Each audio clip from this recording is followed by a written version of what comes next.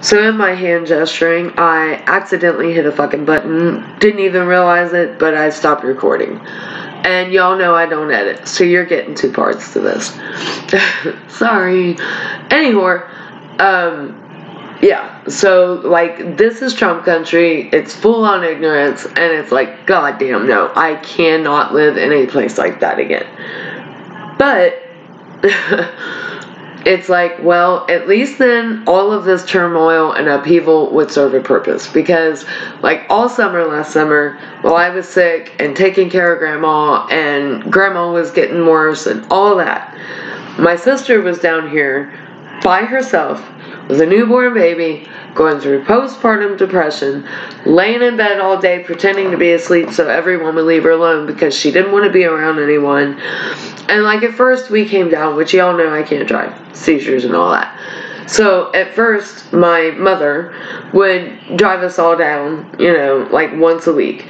But then as the summer progressed and me and Grandma got worse and neither one of us felt like making the hour-long, you know, ride, we came less and less and less until it got to the point where my niece didn't even recognize me. And that really fucking got to me. And knowing that I wasn't there, because, you know, I raised my sister. She's my baby. And it's just like any mother with a daughter going through that. I should have been there for her. And it broke my heart that I wasn't. And it's like, well, at least if I move down there and I'm closer to her and I'm 15 or 20 minutes away from my brother, all the cousins are close together, you know, we're all close, then it would mean something, the whole upheaval and the turmoil and having to move, all that.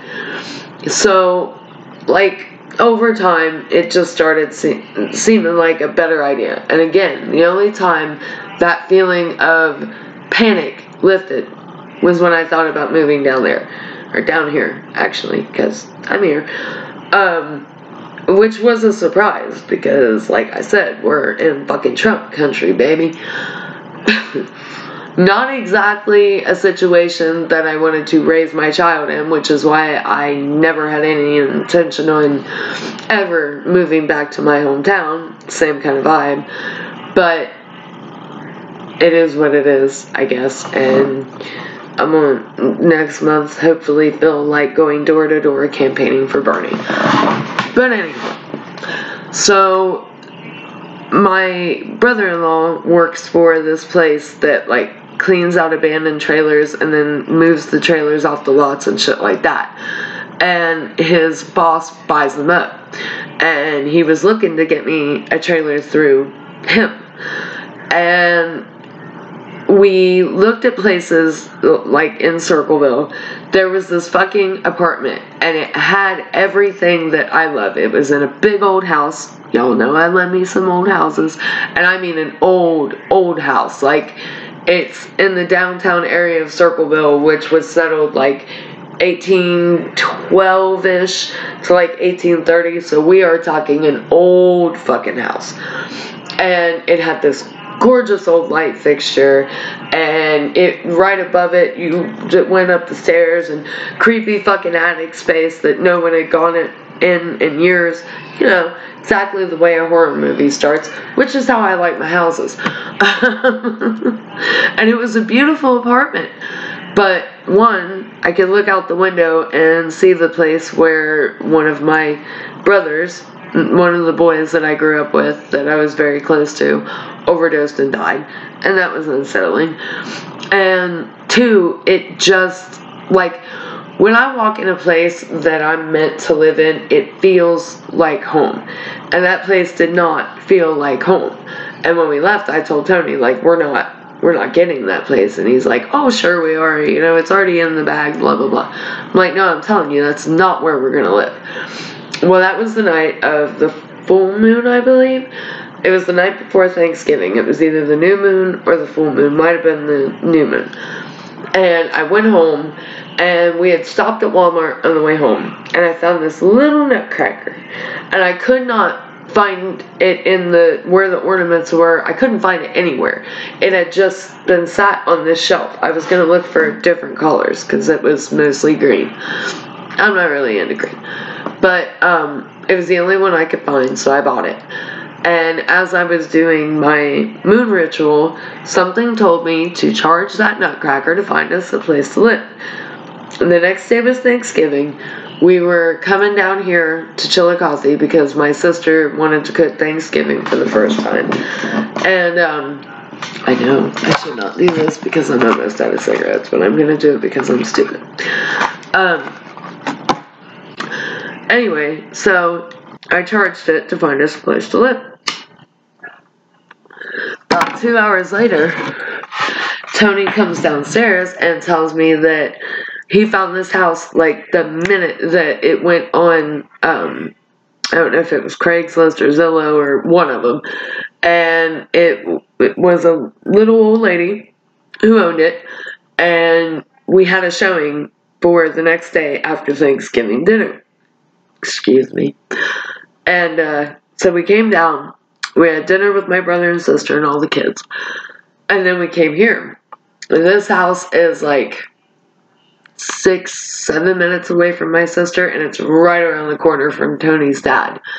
And the minute that I walked into this house, even though it was smaller, even though it wasn't, this creepy old house like I love, I knew this was home.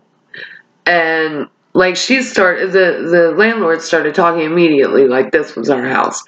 And so we had, Grandma had been put into the hospital. Here, let me back up a little bit.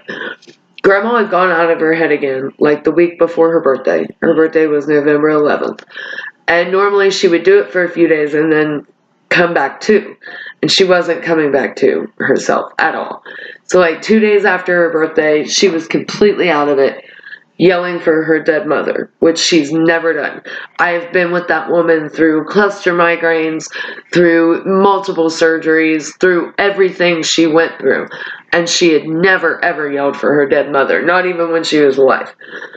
And I told Tony, my mother, I was like, you need to call the squad. Like, this is not good. She's dying. And so she was taken to the hospital. And, this is right in the middle of me trying to find a place to live and trying to get us out of the fucked up situation we were in. And me and Tony already knew from the minute that we knew we had to move that we were going to find a place that Grandma could come to. Because the only reason Grandma was living in her house by herself was because our house was a 2-story, the bathroom was upstairs, and she couldn't climb the stairs. And she wouldn't just use the little, sick people potty thing. She wouldn't use that. So we set out in mind to find a place that Grandma could come to as well. And as soon as we saw this big back sunroom with all the light, from the windows, which is not what's shining now. It's the artificial light that's being a pain in the ass now because it's 4:25 in the morning. Zeus, wait till I'm done. He wants his chair back. Anyway, I knew this would be perfect for her, and it was enough space to put a few of her tables and her grandfather clock and things that were really important to her because her mind had been going throughout 2019. She would say off the wall shit, she was getting dementia. And I figured it would help ease her into it to have things she recognized even if she was in a different place, and that freaked her out. But we had this whole plan. When she got out of the hospital, she was going to come home with us, and she was going to stay in this room, and I was going to let her blow her whole fucking Social Security check at Walmart or the Dollar Tree, whatever she wanted, she was going to have. I just wanted to keep her happy because I knew she was dying. I knew she was getting dementia, and I knew she was dying. As soon as she went into the hospital, I knew it wasn't, she wasn't going to last long. And we even had a doctor the day that she went to the hospital who was not Grandma's doctor but had read her chart. And my sister was up there with us, and he took me and my mother and my sister and my brother-in-law and the baby into one of the little family waiting rooms where they tell you horrible news. And he was like, listen, what's happened is where she has COPD, chronic bronchitis, and she keeps getting pneumonia. she has no reserve left in her lungs. That's why she won't eat. Because when you eat, you have to hold your breath to swallow.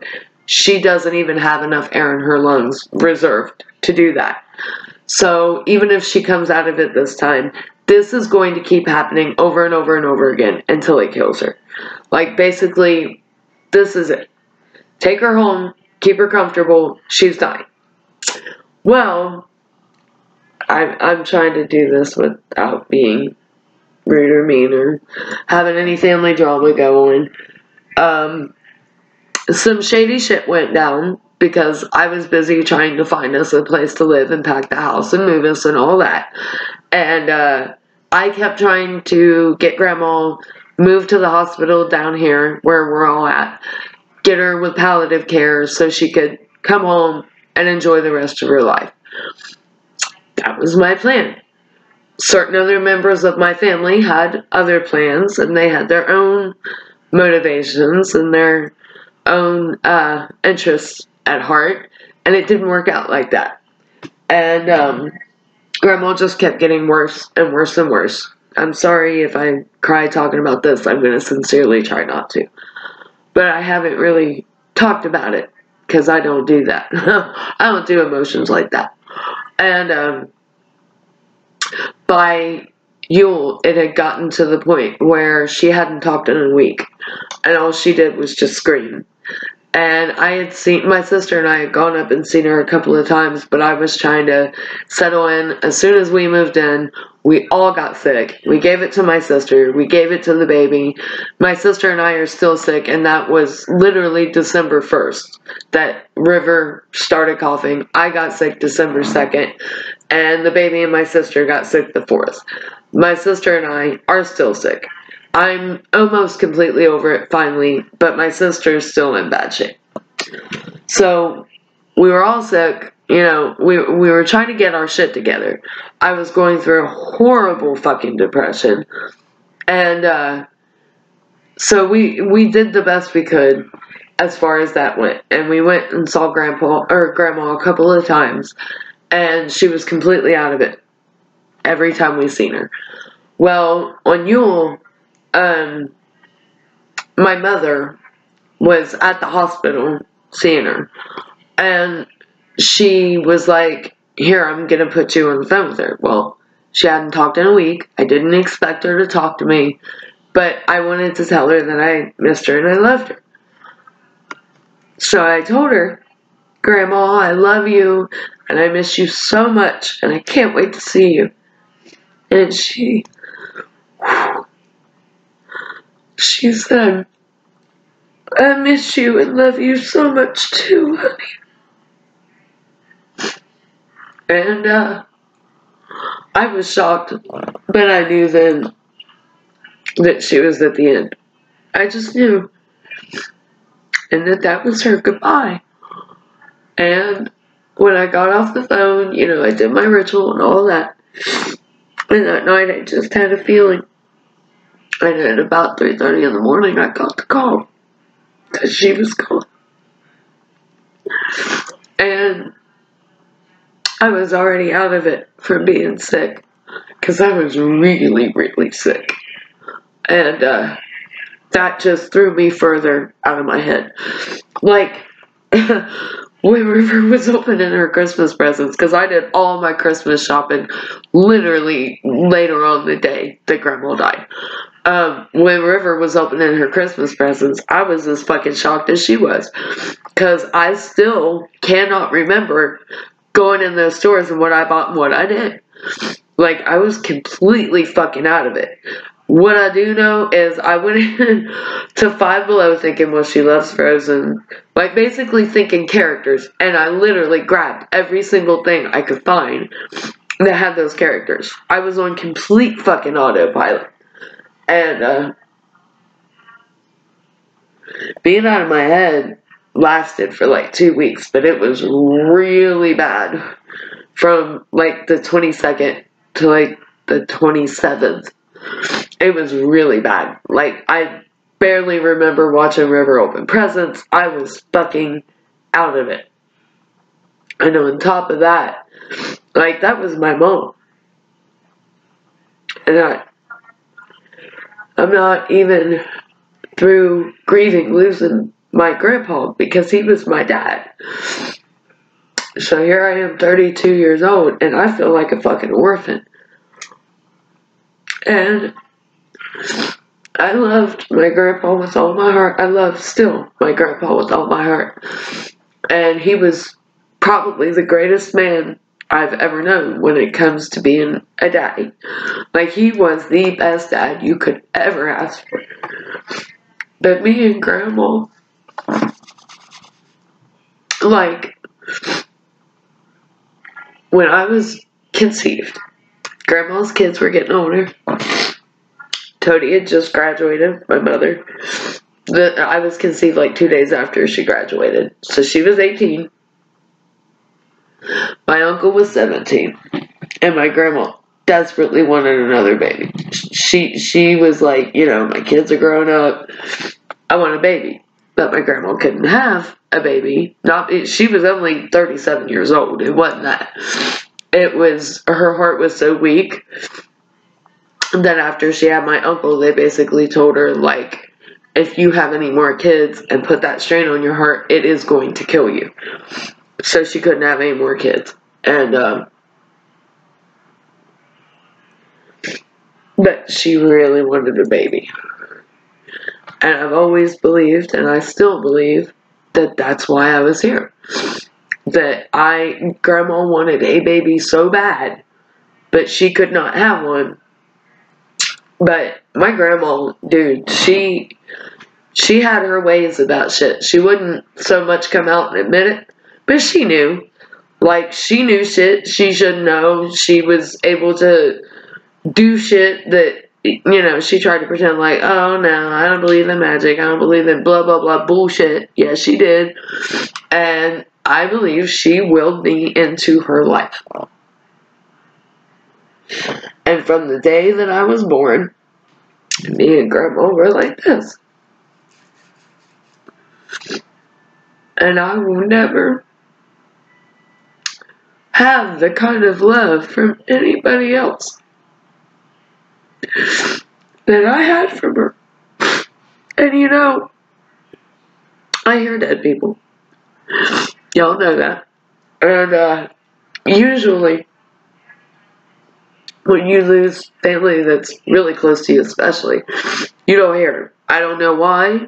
That's another reason that I know the Long Island mediums for real. Because she knows that. Her and her medium friend have to go to each other to talk to each other's grandmothers. Like, you gotta look at shit like that because anybody can do anything on a camera with a production crew. Like, you can say anything and get it right. But it's the things like that people don't know unless they experience it. So either she really is a medium or by God she knows one, because that's the God's honest truth. Like with Grandpa, I could feel him, and over the past 2 years, like the first Mother's Day without him, I knew that was going to be really hard on Grandma, because he always made, like, Grandpa was weird. He made a bigger deal over, like, Valentine's Day and Mother's Day than he ever did over Christmas and Thanksgiving. I don't know why, but he did. Grandma's birthday, you know, the little things like that, as opposed to the bigger holidays.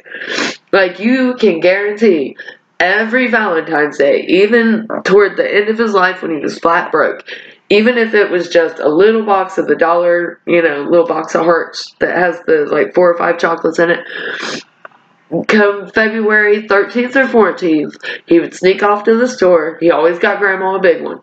Like, it did not matter how broke he was. He always got Grandma the big heart. And then here he'd come for me and Dakota, you know, the little dollar hearts.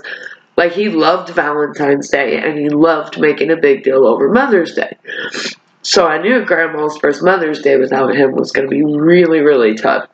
And I just felt him, you know, telling me to do this, this, and this to make it special for her. Or I would be in the store, and I could feel him wanting me to buy her certain flowers. And, you know, Grandma, she was the type of person that she didn't, I'm still not used to that. She didn't tell people when they gave her something she didn't like. So even dead, Grandpa's willing me toward these ugly flowers when I know her taste and I know damn well she'd like these better. But these are the ones he wants me to get her. Like, I could feel him and feel what he wanted, but I couldn't hear him.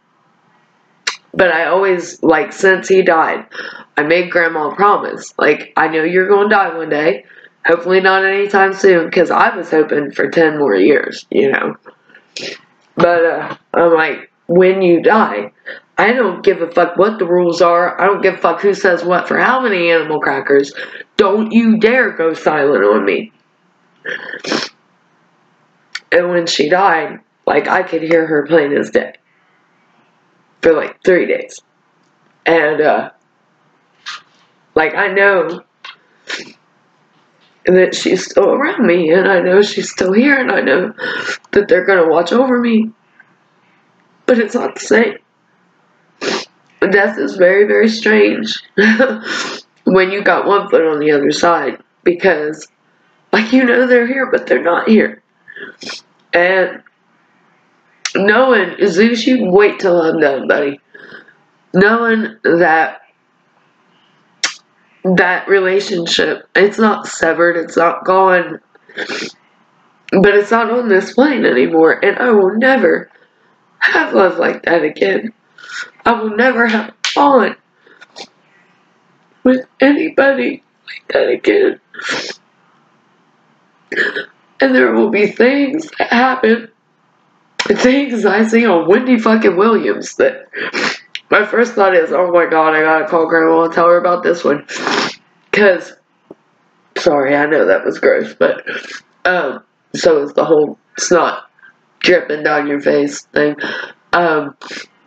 Anyway, like, even when I was home, because, you know, I went to her house every day, but even, like, I'd get home at night and call her and talk to her on the phone for 2 hours until it was time for her to go to bed. Like, I was always on the phone with her, saw her every day, and then you have poor River, who don't do well with change anyway. And in 1 month, she lost the only home she ever knew. Grandma's dead. Her nanny, who she has a good relationship with, is now an hour away. Like, everything is turned upside down for her. And, it's just been rough. It's been rough for me, as me, you know, because me and Grandma were Thelma and Louise. That was our running gag from the time that movie came out. I was like 5 years old. Grandma had these big sunglasses that she had had since the 60s. She always had these scarves like they were in the 60s. And we put on our scarves and our big sunglasses, and I'd be like, so what are we going to do today, Thelma? She'd be like, I don't know, Louise. And we put our KT Oslin in the tape deck, which if you don't know who KT Oslin is, look her up on YouTube, because she was one bad bitch. Grandma's favorites were Dooya and Monday Morning and Bobby. We loved our KT Oslin, but we were Thelma and Louise, and we, you know, there were times she disowned me twice. Once when I was 11, once when I was 14. Both was over shit I wasn't even doing. But me and Grandma both had the same stubborn personality, as Grandpa would gladly tell you. And we, you know, we went like 6 months. We would be in the same room and wouldn't even talk to each other, because that's how we rolled. But we got over it. And she eventually learned that, because her kids, my mother bent to her will and did whatever she said. My uncle just ran away from her and went and lived his own life and didn't tell anybody shit about anything in his life, even though he was 10, 15, 20 minutes away. But I was going to have her in my life, but I was also going to be me. And she wasn't going to change that. And that we had a little bit of growing pains over that, but once she accepted that, we got better. And you know, like, no love is perfect, no relationship is perfect, especially a mother-daughter relationship, but we were intertwined. Like, like I said, I will never have a love like that again. I will never be loved like that again. And even though I know, she's like, right here, you know, it's not the same. And I'm just trying to cope with all that. But, and because my sister and I have been sick, like I said, we live like 6 or 7 minutes from each other, and we've seen each other a handful of times in the month and a half I've been here. And my brother's like 15 minutes away. I've seen him and my sister-in-law once. Like, I have felt extremely isolated, extremely depressed. Like, it's been bad. I'll tell you what, 2019, bitch made sure she got that last motherfucking gut punch in. Boy, did she. But I am full of optimism, and I mean it this time.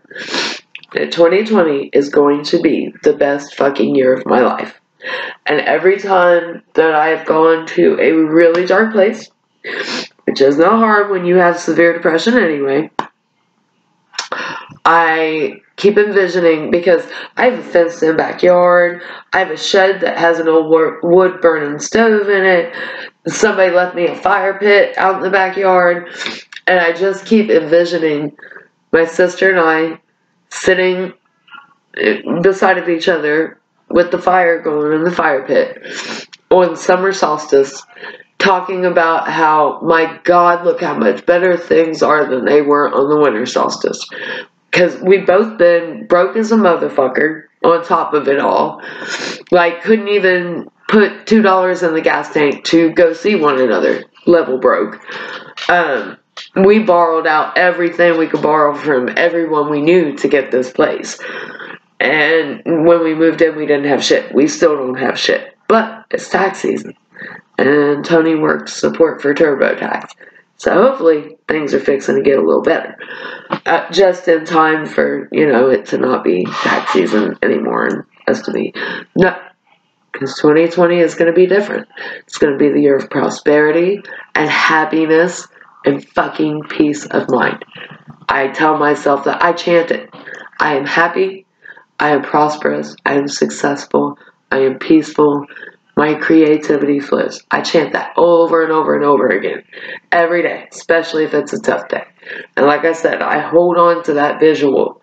My sister and I sitting by our fire on summer solstice. Like, man, look how far we've come in 6 months. Everything is better.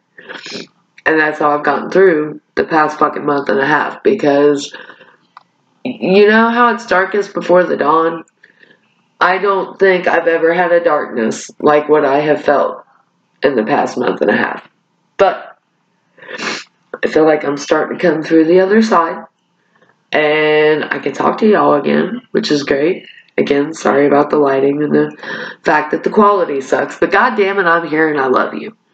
Especially if you're still here and still give a fuck about my videos. My God. Like, hi Cheryl. She's the only one probably watching these. But I am not only back, but I'm better than ever. And I'm gonna fuck myself into that until, you know, fake it till you make it. And this is the faking it till you make it part. By God. I'm one determined witch. And, yeah. You can't stop a determined witch. But yeah. So that's been the tower of a year. The worst year of my life. Now you're all up to speed. And, yeah. So, I love you guys. I anxiously await your comments because I've missed you all. And hopefully it won't be another year before I make another video.